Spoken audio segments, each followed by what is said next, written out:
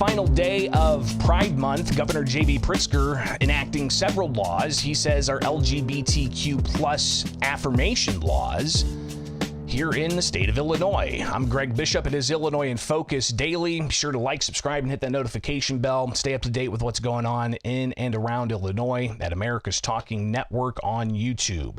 So Governor Pritzker, yesterday, he shared a update on some bills he signed, and he says that they are LGBTQ affirming bills.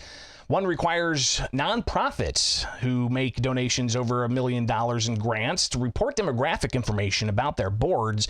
Another removes barriers to the process of changing legal gender on a birth certificate for Illinois residents born in other states. So let's talk about that first one. On the House floor, State Representative Ullical, he was the sponsor, talking about what exactly this measure does for the individuals who want to change their gender on birth certificates if those birth certificates are from out of state. House Bill 5507 addresses a pressing legal gap for those in Illinois seeking to make gender marker corrections on identifying documents.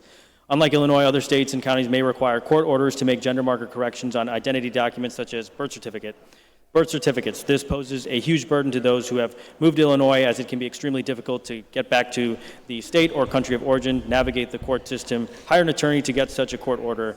Many of those states will accept a finding of fact from an Illinois judge to make the necessary gender marker change. However, due to a lack of clarity in the law, judges are not granting this request. HB 5507 seeks to clarify that Illinois judges can issue findings of facts to support residents in their applications for gender marker changes in other jurisdictions. The bill also creates a mechanism that allows the petitioner to make the request.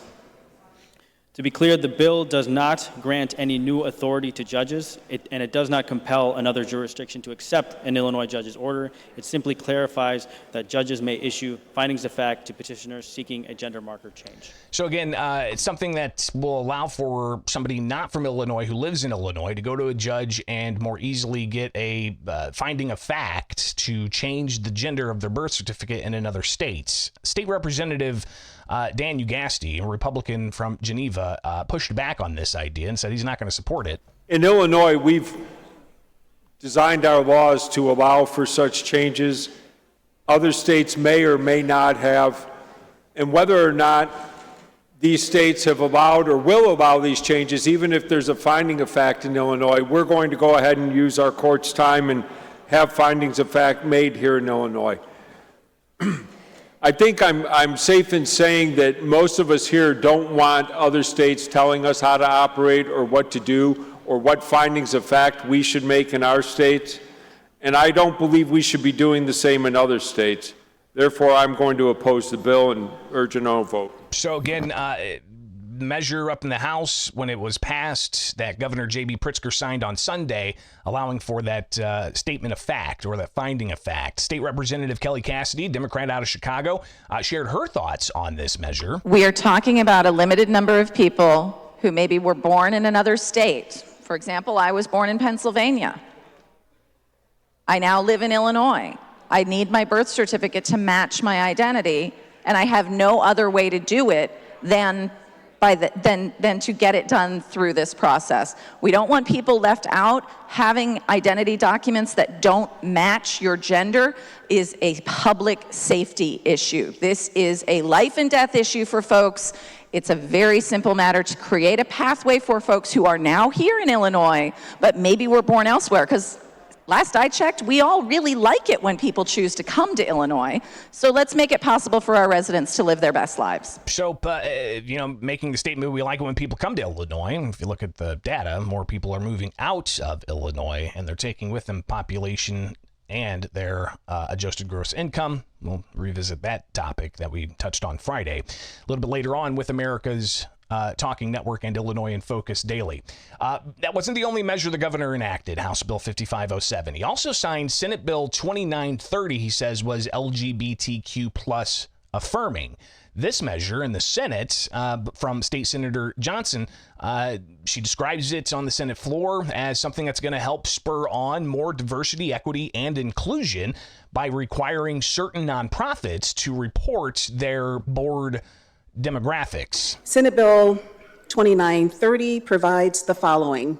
requires any nonprofit, as I mentioned, that provides 1 million or more grants annually to charitable organizations to report this data.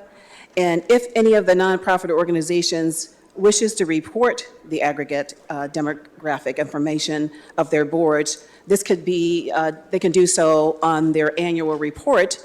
And then it also allows individual board members to decline the disclosure of any demographic information to their nonprofit organization. And finally, the Department of Human Rights would develop and publish a standardized list of demographic classifications to be used for reporting.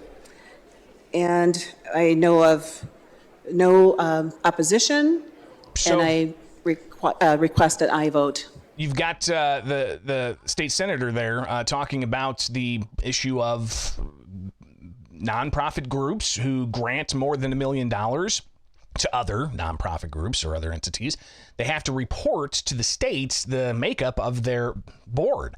State Senator Jill Tracy, a Republican from Quincy, pushing back on this idea, saying that it's really going to be burdensome. Some not-for-profits might not have any problem with disclosing demographics, but the fact is very many nonprofits make grants of over $1 million.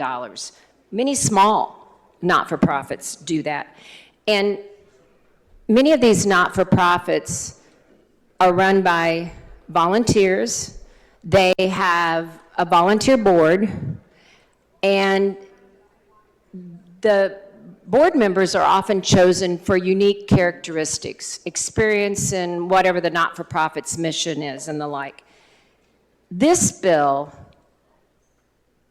could, and I have spoken to several not-for-profits and they have confirmed this bill can have an effect of making those volunteer board members decide they don't want to serve.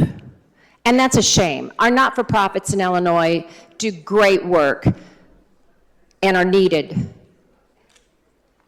So putting a burden on them that makes it more difficult for them to get volunteer board members,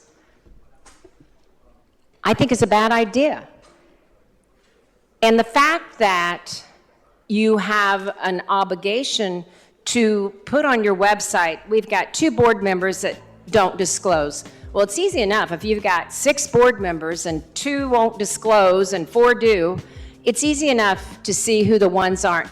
It's a just bit of a burden to put on a not-for-profit that certainly want diversity, but as I said, it's a unique situation for a not-for-profit in choosing who to ask to be on their board because of their certain mission.